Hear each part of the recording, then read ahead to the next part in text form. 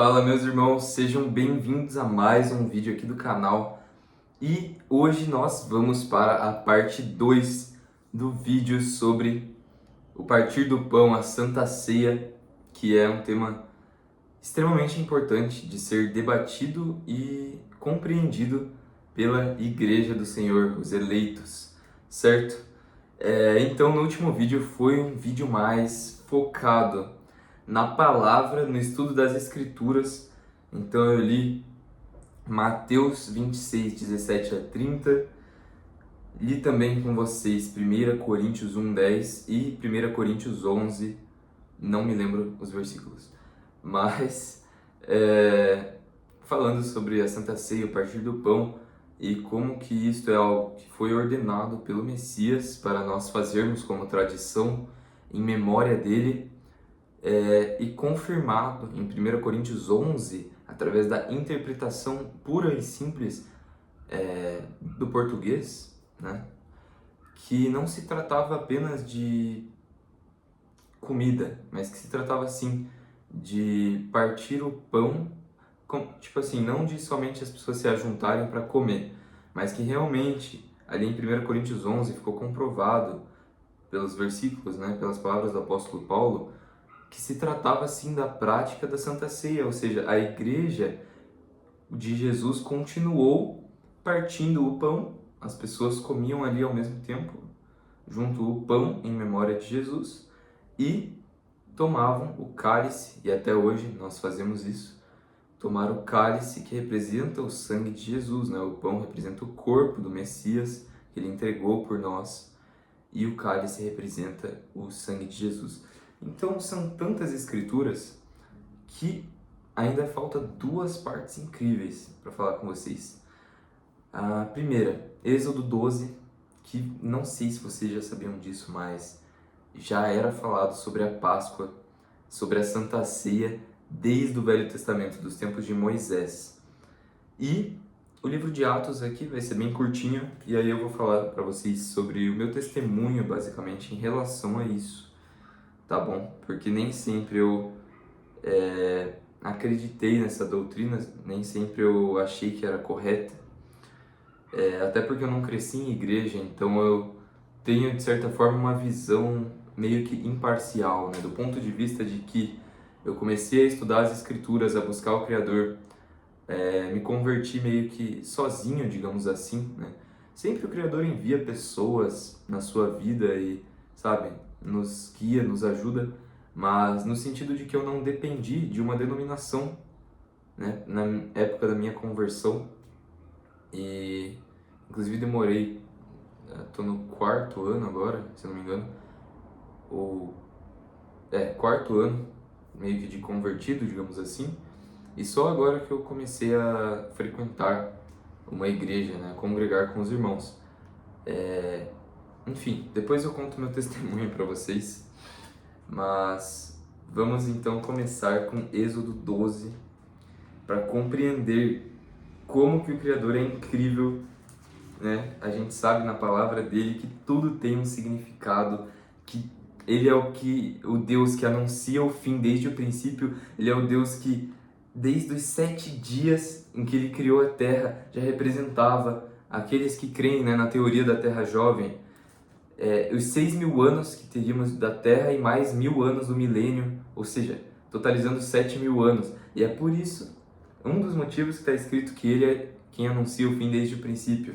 Ele é o Deus que ordenou a Israel, ao povo escolhido, as 7 festas, e que essas 7 festas tinham motivos proféticos, como eu já falei no último vídeo, entre outras coisas.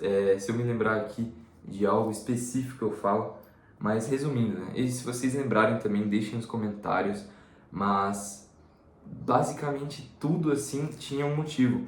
Eu lembrei de uma coisa, o templo que foi construído para o Criador, por exemplo, ele representa o corpo humano. Então se você pesquisar o templo, né, como que era o templo, o formato dele, pesquisem assim, templo de Deus em Israel e corpo humano. E aí você vai ver que o templo ele forma exatamente o formato de um corpo humano, né?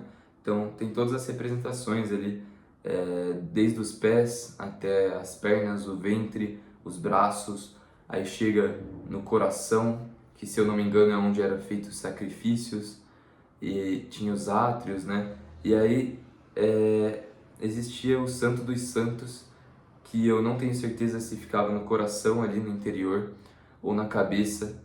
Porém, o que é o mais importante de entender? Que o templo de Deus, físico, que ele ordenou a construção, explicou certinho como que eles deveriam fazer, representa o corpo humano. E hoje em dia, depois da derrubada ali do segundo templo e depois da vinda do Messias, né, quando o véu se rasgou, o que aconteceu? Nós passamos a ser o templo de Deus com o envio em Pentecostes do Espírito Santo, né? E quando Jesus assoprou nos apóstolos o Espírito de Deus também, quando ele apareceu para eles, né? E posteriormente o Espírito Santo é enviado em Pentecostes para habitar nos nossos corações, para cumprir aquelas profecias, né, que diziam: eis que eu vos darei, tirarei o vosso coração de pedra e vos darei um coração novo, um coração de carne, e porei as minhas leis nos vossos corações, que está escrito em Jeremias. Outras palavras, outras vezes que ele fala em Isaías, em vários profetas, né? Eis que eu tirarei o Velho Testamento e colocarei entre vocês uma nova aliança, que é o que o Messias veio fazer, derramar o sangue da nova aliança. E dessa forma, agora Deus, através do Espírito Santo, ele habita dentro de nós, né? E é a única forma dele nos guiar a compreender as leis dele, não só seguir elas, sabe, porque você é obrigado a seguir elas e acabou. Não, mas compreender elas dentro de você através da graça, né? Porque a lei, a palavra diz, né, que a lei mata, né? Ou a lei mata, se não me engano, mas o Espírito vivifica. Então, o Espírito Santo ele nos ensina a seguir as leis de Deus pelos motivos certos, por amor de Deus, por temor a Ele, por compreender que as leis são para a nossa proteção, para que a gente prospere na terra, para que a gente tenha saúde e vida. Por quê? Porque o salário do pecado é a morte. Então, o pecado, ao longo das gerações, quem acredita, né, que, bom, todo crente deve acreditar em Adão e Eva, né? Ou deveria, né? Existem os pseudo-crentes hoje em dia, que se dizem científicos, né? Que seguem a falsa ciência. Acreditam em um monte de mentira, né? Acreditam que a gente veio do macaco, veio da ameba. Isso não é bíblico, tá? O Criador não estava fazendo metáforas quando ele colocou Adão e Eva, quando ele fez o dilúvio. Tudo isso é bíblico e a verdadeira ciência nos encaminha à Terra Jovem, por exemplo, nos encaminha ao dilúvio. Existem evidências, é só pesquisar e buscar a direção do Criador, certo? Então a ciência, a falsa ciência, como Paulo já dizia, né, ela usa, né, eles dizem, né, que é o intelecto, eles fazem as pessoas serem soberbas, acharem que seguir a Deus é algo tolo, é algo que é burro, que é emocional, e que a verdadeira ciência, né, os ateus que são os inteligentes. Sendo que, na verdade, a Bíblia é comprovada cientificamente, historicamente, arqueologicamente, e não só isso, pela razão, e pela razão filosoficamente, mas não só assim, nesses termos racionais. A Bíblia é comprovada dentro de nós. O próprio Espírito Santo vem, se você testa o Criador, pede para ele se mostrar a você se ele é verdadeiro, se ele é real. Ele mostra para você que ele é verdadeiro, que ele existe, ele dá sinais, coisas sobrenaturais acontecem. Então, sim, é o único Deus, o único digno de louvor. Não há outro Deus, não há outro que mereça ser louvado, exaltado, não há outro que você deva orar por intercessão, a não ser Jesus Cristo, que é o único mediador entre Deus e os homens, o único que está vivo, que ressuscitou dentre os mortos, que está assentado à destra de Deus, pois os outros seres humanos, como isso é outro estudo bíblico, eu vou fazer outro vídeo sobre o sono dos mortos, mas os outros seres humanos estão dormindo, como descrito por Hebreus 9:27, Jó 14:10-12, milhares de versículos do Velho Testamento, né, que falam, e morreu Davi, morreu Josias, Ezequias, Asa, enfim, os reis, né, Roboão, Salomão, e dormiu com os seus pais. Na verdade, desde Gênesis é falado isso, né? Desde Gênesis. Então, quando a pessoa morre, fala que ela dormiu com seus pais. Isso daí não era uma forma de suavizar a morte, não. É porque realmente, né? Inclusive os judeus sabem disso, porque apesar de recusarem o Messias, né, a maioria dos judeus, como seu Senhor e Salvador, como o verdadeiro Messias, eles têm essa compreensão, eles têm muitos ensinamentos, coisas que valem a pena aprender com os judeus, que Deus ensinou para eles. Um dos exemplos é a menorá. A menorá é um candelabro com 7 pontas, né? 7 hastes que o Criador ordenou para Moisés construir com ouro puro, uma peça só de ouro para construir aquilo. Representa os 7 Espíritos de Deus que habitam em nós, que estão, e os 7 Espíritos de Deus também que estão sobre o mundo, descritos em Isaías 11:2 e citado também em Apocalipse. Então, tem coisas que a gente pode aprender com os judeus. Uma delas e através do estudo bíblico, que é o mais importante, né? A gente sabe que os mortos estão dormindo. Deus fala também várias vezes no Velho Testamento: não se comuniquem com os mortos, não vai dar bom para vocês, não procurem adivinhadores, quem fale com os mortos, sabe? Então, a gente observa que aquilo que é feito em muitas falsas religiões, né, de homens e de demônios, as pessoas buscam se comunicar com os mortos, só que não é isso que a palavra diz, né? A Bíblia inteira fala para você orar ao Criador, ao Deus eterno, porque Ele te ouve, porque Ele te ama, porque Ele é misericordioso e Ele escuta as orações do contrito, do quebrantado de coração, do humilde e daqueles que clamam a Ele. Todo aquele que invocar o nome do Senhor será salvo, certo? Então, o que eu quero dizer aqui com vocês? Deixa eu pensar, meus irmãos. Eu acabei falando sobre o sono dos mortos, mas não é o foco do vídeo, então deixa eu voltar pro vídeo que depois eu faço um estudo sobre o sono dos mortos com vocês. Então, aqui em Êxodo 12 é falado sobre a primeira Páscoa. Né? E falou o Senhor a Moisés e a Arão na terra do Egito, dizendo: este mesmo mês vos será o princípio dos meses, este vos será o primeiro dos meses do ano. E aqui pulando ao versículo 7. E tomarão do sangue e o passarão em ambas as ombreiras e na verga da porta, das casas em que o comerem. E naquela noite comerão a carne assada no fogo, com pães sem fermento, com ervas amargas a comerão. Não comereis dele cru, nem cozido em água, nem senão assado no fogo, a sua cabeça com os seus pés e com a sua fressura. E nada dele deixareis até amanhã, mas o que dele ficar até amanhã, queimareis no fogo. Assim, pois, o comereis, os vossos lombos cingidos, os vossos sapatos nos pés e o vosso cajado na mão. O comereis apressadamente, esta é a Páscoa do Senhor. Então aqui foi a ordenação da Páscoa. E eu passarei pela terra do Egito esta noite, e ferirei todo o primogênito na terra do Egito, desde os homens até os animais. Assim a todos os deuses do Egito fareis juízos. Eu sou o Senhor.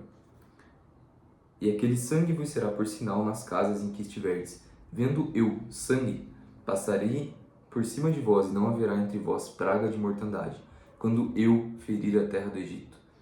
Este dia vos será por memória, e celebrá-lo-eis por festa ao Senhor. Daí ele explica os detalhes da Páscoa aqui. Só que o mais importante é o seguinte, meus irmãos, em relação ao tema que eu estava falando da Santa Ceia. O próprio Criador, em Êxodo 12, quando ele institui a Páscoa, eu achei muito incrível quando eu descobri isso, essa revelação de Deus maravilhosa. Quando ele institui a Páscoa, ele fala, né, é a última praga ao povo de Israel que ele estava enviando. Ele feriu os primogênitos do povo do Egito e dos animais, por causa do grande pecado deles, das idolatrias, e por recusarem a libertar o povo de Israel, queriam manter o povo de Israel escravo e preso diante do jugo deles. Então, dessa forma, Moisés já tinha avisado Faraó para libertar o seu povo.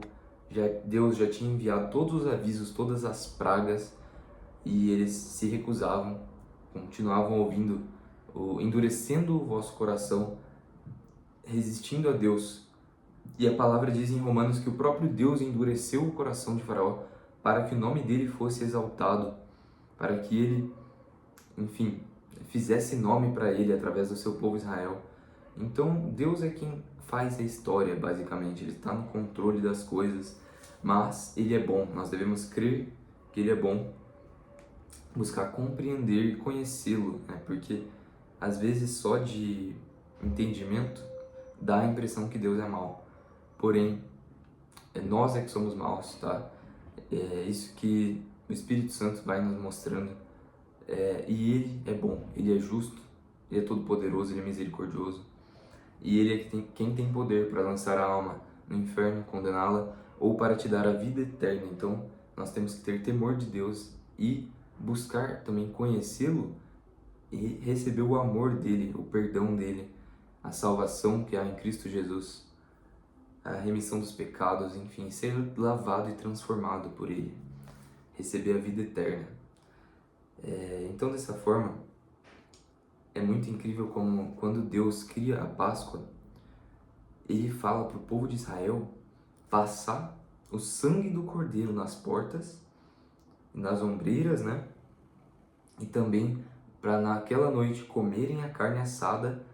Deixa eu só confirmar, tá falando do cordeiro aqui, né? O cordeiro ou cabrito sem mácula, né? Qual tomareis das ovelhas ou das cabras? Então, um cordeiro perfeito, sem falhas, sem mácula, e sacrificado, ele já representava o Cordeiro de Deus, que é Jesus, o próprio Filho que Ele enviou para morrer no nosso lugar. Então não era brincadeira, Deus não ficava pedindo sacrifício de animais por qualquer razão, mas era um símbolo do próprio Filho dele, perfeito, que Ele enviou. E Ele que criou todas as coisas, todos os animais, Ele que é a fonte da vida. Então, assim, as pessoas ficam julgando Deus, mas sem buscar entender, sem buscar dele, né? Deus, por que eram sacrificados esses animais? Ao meu entender, parece que isso é do mal, parece injusto, mas as pessoas só param no questionamento, no julgamento de Deus, não buscam compreender. Esse é o erro da maioria das pessoas. E então, basicamente, meus irmãos, qual que é o principal que eu quero explicar para vocês? Que desde aquela época ele já tinha explicado para eles passarem o sangue do cordeiro e comer a carne, que é depois o que Jesus faz exatamente na noite de Páscoa, na celebração da Páscoa, ou seja, não por acaso. Ele fala: comam este pão, que é o meu corpo, e bebam deste cálice, que é o meu sangue. Então, dessa forma, Jesus explica que a Páscoa, na verdade, sempre foi sobre ele, sobre o cordeiro que havia de vir e que veio para morrer no nosso lugar. E então isso é a Páscoa. Mais uma vez comprovando a Santa Ceia, que nós devemos sim até hoje congregar com os irmãos, nos ajuntar como igreja, assim como as ovelhas não andam isoladas para não serem arrebatadas pelos lobos, para não ficarem isoladas, assim como Satanás anda em derredor como um leão. E como que o leão caça, né? O leão caça isolando, né? Os leões vão lá e isolam alguém, ou algum que fica para trás, né, de uma manada, algum búfalo, gazela, enfim.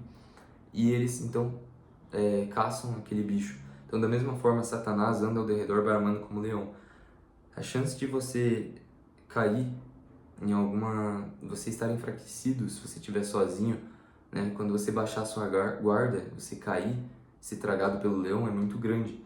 É por isso que em Eclesiastes fala que estar em dois é melhor do que um, porque quando um cair, o outro vai ajudá-lo a se levantar. Quando estiver passando frio, ele vai te ajudar a se aquecer. Então, óbvio, ele está falando num contexto ali também de casal, mas também está falando sobre amizades e sobre fraternidade, sobre família, sobre irmãos. E irmãos também em Jesus Cristo, sobre a igreja. Então, achei muito interessante isso quando eu descobri essa revelação, né? De que Deus já tinha, desde a época de Moisés, quando ele instituiu a Páscoa, já estava mostrando sobre o Cordeiro de Deus que havia de vir, sobre Jesus, e como que Jesus falou para a gente continuar tendo essa prática, né, de comer o pão e o cálice em memória dele, até que ele venha, como Paulo diz em 1 Coríntios 11. Então, basicamente, meus irmãos, eu vou ler aqui com vocês brevemente o livro de Atos, e eu vou separar num terceiro vídeo para não ficar muito longo, tá? Vou trazer um terceiro vídeo só para contar o meu testemunho, para não misturar o meu testemunho com a parte das escrituras, tá? Então, aqui em Atos 2, versículo 42, é falado assim: a união dos cristãos, e perseveravam na doutrina dos apóstolos, na comunhão, no partir do pão e nas orações. Então, o partir do pão não era só eles comerem juntos, como alguns falam, mas partir do pão é literalmente a Páscoa do Senhor. É partir o pão e tomar como se fosse o corpo do Messias, né, em símbolo, e o cálice do Senhor. Em toda a alma, que é o sangue de Jesus. Em toda a alma havia o temor, e muitas maravilhas e sinais se faziam pelos apóstolos. Todos os que criam estavam juntos e tinham tudo em comum. Vendiam suas propriedades e bens e repartiam com todos, segundo as necessidades de cada um. E é isso que a igreja atual está precisando, né? Dessa humildade, dessa generosidade, da gente abdicar das riquezas desse mundo, das viagens, do excesso, dos luxos, para compartilhar uns com os outros. Sabendo que Deus vai prover, que não vai faltar, né? Satanás está, sim, quanto mais a iniquidade aumenta no mundo, as legalidades, Satanás está apertando, está muito difícil os impostos, né? Os governos, a vida mesmo, a qualidade de vida, né? O nosso dinheiro cada vez mais sendo desvalorizado, valendo menos. Então, sim, a situação está difícil, mas Deus promete que não nos faltará nada, que Ele não nos desamparará. E então, assim, nós não devemos ter medo de ser avarentos, mas devemos confiar nele e compartilhar com o próximo, dar ao próximo, sabendo que o Criador nos retribuirá e na hora da necessidade também Ele cuidará de nós, tá bom? Então é muito importante a chamada generosidade por parte dos cristãos e perseverando unânimes todos os dias no templo e partindo o pão em casa, comiam juntos com alegria e singeleza de coração, louvando a Deus e caindo na graça de todo o povo, e todos os dias acrescentava o Senhor à igreja aqueles que se haviam de salvar. Ou seja, os salvos são aqueles que Deus chama, Deus acrescentava eles à igreja, chamada predestinação, né? Partindo o pão em casa, né?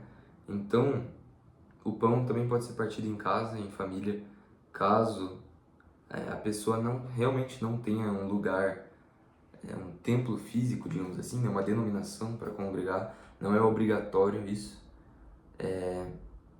Mas o importante sim é partir o pão, como está descrito aqui no livro de Atos, tá bom? Então, meus irmãos, basicamente é isso. Espero ter agregado a vocês, espero que vocês tenham aprendido coisas novas, sido edificados. E eu vou finalizar aqui para não ficar tão longo. E aí no próximo vídeo eu falo o meu testemunho pessoal em relação a Santa Ceia, em relação a congregar. E é isso, tá bom? Que o Criador vos abençoe muito. Muito obrigado por terem acompanhado até aqui. E é isso, até a próxima. Fiquem na paz do Senhor. Em nome de Jesus. Até a próxima, irmãos.